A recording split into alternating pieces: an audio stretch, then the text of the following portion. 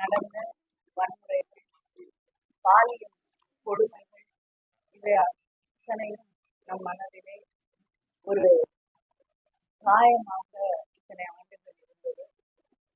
இன்று வழங்கப்பட்டிருக்கக்கூடிய தீர்ப்பு என்பது அந்த காயத்திற்கு மருந்திடக்கூடிய ஒன்றாக, அந்த பெண்களுக்கு நியாயம் கிடைக்கக்கூடிய ஒன்றாக, குற்றவாளிகளுக்கு ஒரு சரியான தண்டனையை தந்திருக்கக்கூடிய ஒன்றாக இந்த தீர்ப்பு இன்று வழங்கப்பட்டிருக்கிறது. மிக முக்கியமாக விசாரணையின் போது பாதிக்கப்பட்ட பெண்களுடைய விவரங்களும் அவர்களை இந்த பெயர்களும் வெளியிடப்படாமல் பாதுகாக்கப்பட்டிருக்கிறது. பாதிக்கப்பட்ட பெண்களுக்கு நிவாரணம் வழங்கப்பட வேண்டும் என்ற அந்த ஆணையை வழங்கியிருக்கிறது. பாதிக்கப்பட்ட பெண்களுக்கு இத்தனை ஆண்டுகள் கழித்து ஒரு நியாயம் கிடைத்திருக்கிறது. இது பாதிக்கப்படக்கூடிய அத்தனை பெண்களுக்கும் ஒரு நம்பிக்கை தருவதாக, நாங்கள் பாதிக்கப்பட்டால், கொடுமைக்கு ஆளாக்கப்பட்டால் எங்களுக்கு நியாயம் கிடைக்கும், அதனால் நாங்கள் வெளியிலே வந்து எங்களுக்கு பிரச்சனைகளை பற்றி வெளியில் பேச வேண்டும், பேச முடியும், பேசினால் நியாயம் கிடைக்கும் என்ற நம்பிக்கையை தரக்கூடிய ஒன்றாக இந்த வழக்கு தீர்ப்பு அமைந்திருக்கிறது.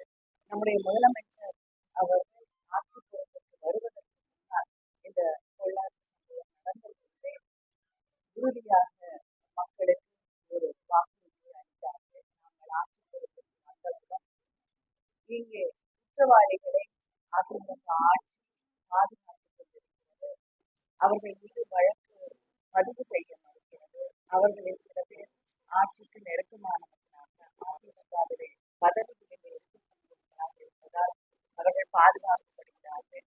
நாங்கள் ஆட்சிக்கு வந்தவுடன் நிச்சயமாக பாதிக்கப்பட்ட பெண்களுக்கு ஒரு நியாயம் கிடைக்கும் என்று உறுதியளித்தார்.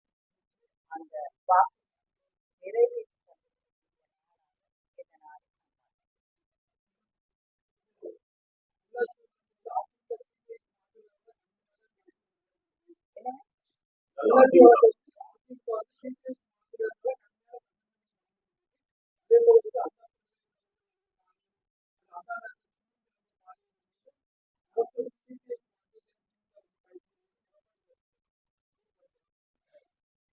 அதிமுக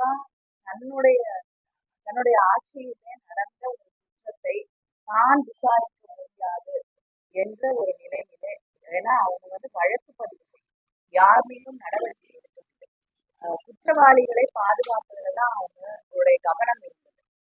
திராவிட முன்னேற்ற கழகமும் மற்ற எதிர்கட்சிகளும் ஊடகங்களும் இணைந்து போராடியதால் தான் அவங்க அந்த வழக்கை பதிவு செய்தார்கள். அவர்கள் மீது நம்பிக்கை இல்லை என்று நாம் எல்லோரும் சேர்ந்து அதை சிபிஐக்கு மாற்ற வேண்டும் என்று கோரிக்கை வைத்தோம்.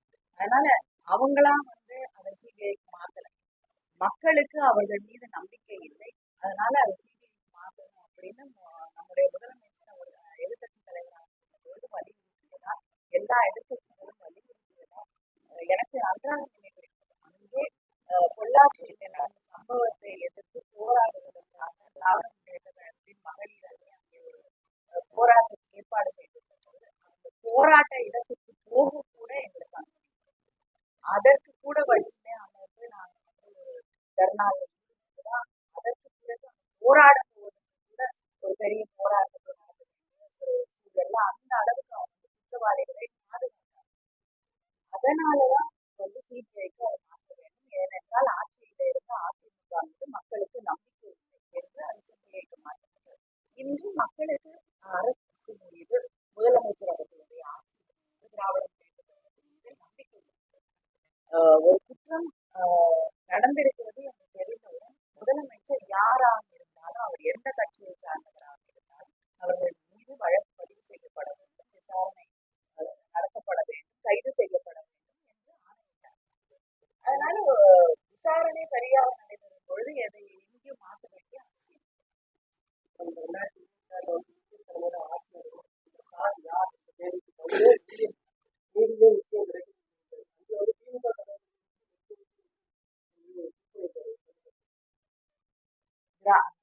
இன்னைக்கு அவங்க கூட்டணி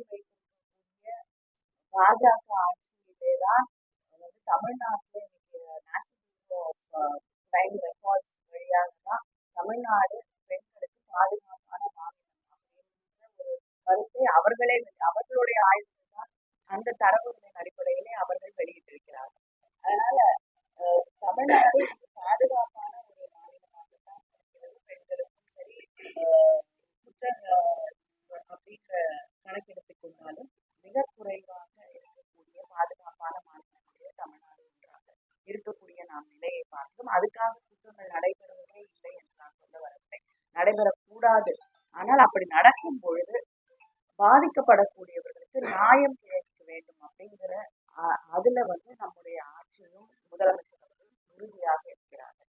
இன்னைக்கு யார் தலைமொழிந்து நிற்கிறார்கள், யாரெல்லாம் இவங்க பாதுகாக்கணும்னு நினைச்சாங்களோ அதிமுகவும் இன்று பேசக்கூடிய எடப்பாடி அவர்களும் யாரை பாதுகாக்க வேண்டும், அவங்களுடைய கட்சியிலே பொறுப்பிலே பதவியிலே இருந்தவர்களை பாதுகாக்க வேண்டும் என்று நினைத்தார்களோ இன்னைக்கு அவங்களுக்கு தண்டனை வழங்கப்பட்டிருக்கிறது. ஆயுள் முழுவதும் அவர்களுக்கு தண்டனை என்று அந்த தீர்ப்பு வழங்கப்பட்டிருக்கிறது.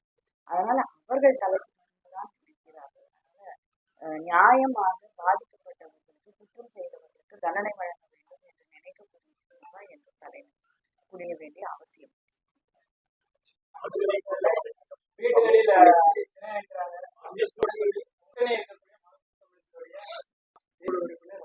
இல்லைங்க, தொடர்ந்து அவர்கள் போர்களுக்கு அனுமதிக்கப்படுகிறது. அவங்களுக்கும் தெரியும் இப்படிப்பட்ட ஒரு இருந்தது. எந்த போராட்டத்திற்கும் ஞான போராட்டத்தை வந்து அனுமதி அளிக்கப்பட்டது. அப்படி பல போராட்டங்களை நடத்துகிறார். அதுதான் நான் சொல்றேன். நான் எத்தனையோ போராட்டங்கள் தமிழ் தொடர்ந்து கட்சிக்கு எதிர் பல கருத்து சொல்லப்படுகிறது. அதை ஏற்றுக்கொண்டு அது நியாயமான விமர்சனம் இருந்தால் முதற்சபடியாக நடவடிக்கை எடுக்கப்பட்ட ஒரு சூழ்நிலை தான் தமிழ்நாட்டில்